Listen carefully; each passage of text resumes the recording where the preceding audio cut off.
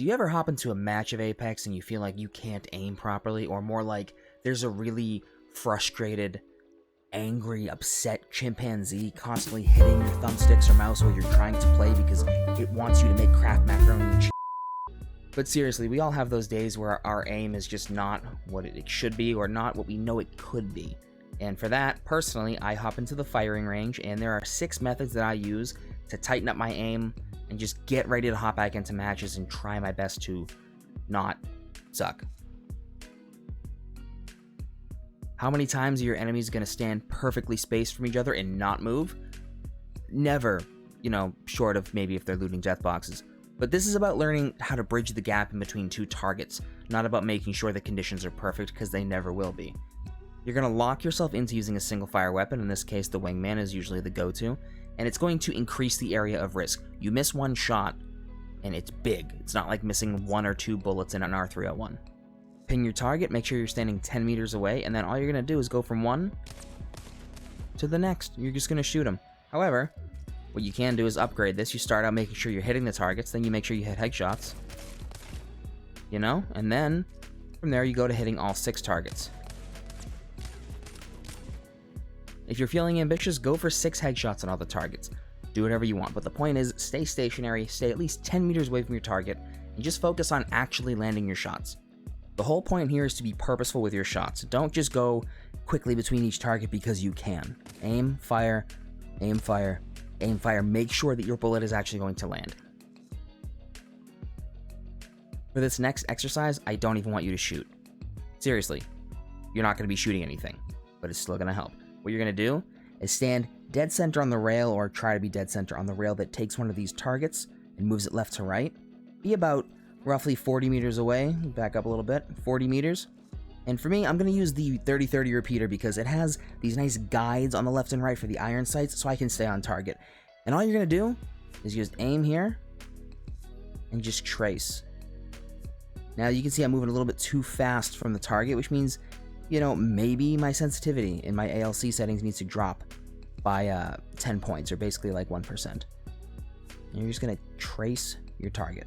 This seems very redundant, but how many times have you had a target that's maybe 30, 40, 50 meters away, and no matter what, your bullets are always landing directly behind them, or you just can't hit them?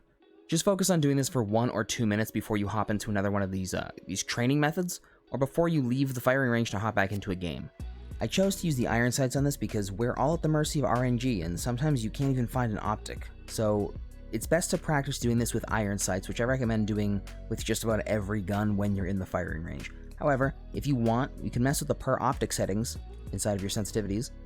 Take a 2x scope. You'll notice it's much easier to stay center on target with this. It's much easier to track. But again, we're not going for ideal conditions, we're going for the most likely conditions. I call this the exploding shots method because you're going to start on the inside and you're going to work your way out. You'll notice that I punched the dummy into the background because, dragging the iron sights over from that aim assist drag, so that's not all it's chalked up to be. Anyway, you're going to start firing at the target that's on the left where the dummy would be, then to the right, then to the middle, left, right, and the outer left, outer right. Now, the goal here, like I said before, is to be purposeful with your shots. Make sure you're actually landing them, and we can work on speed later. So that last one is going to help you figure out where your sensitivity is versus where your reflexes are. Again, this is a controlled environment, so that may vary depending on how you play in-game.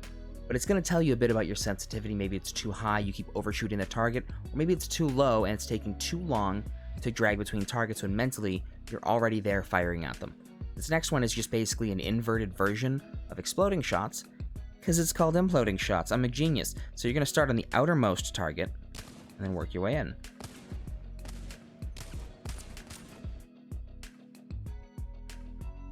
This is probably the one method that I spend the most time doing out of any of them, and it's not just because the G7 Scout is a crutch for me. It kind of is, but we'll get into that later. You're going to take your phone, you're going to start a timer.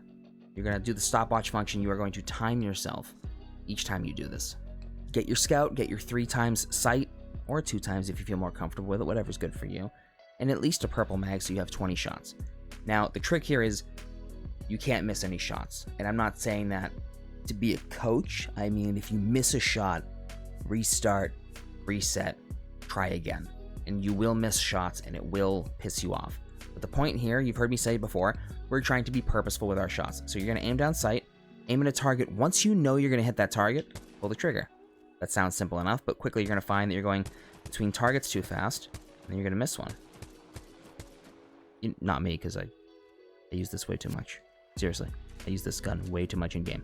The point is, you don't want to have to reload at any point. You want to hit every one of these shots inside of your clip.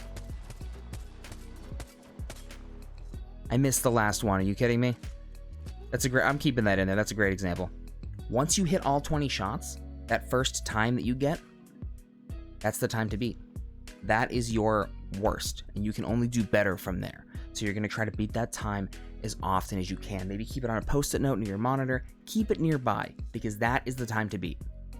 So if you hop into the firing range and you do this exercise, do me a favor, post your time below.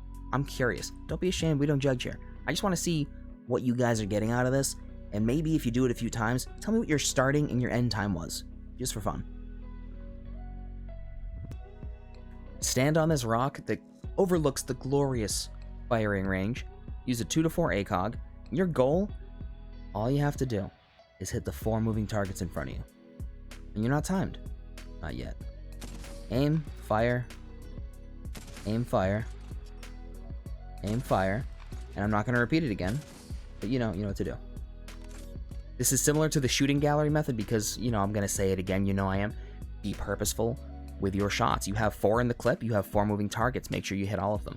But the main reason this is good is because when you're sniping, ideally, your opponent will not know that you're there if you're doing it right, at least for the first shot.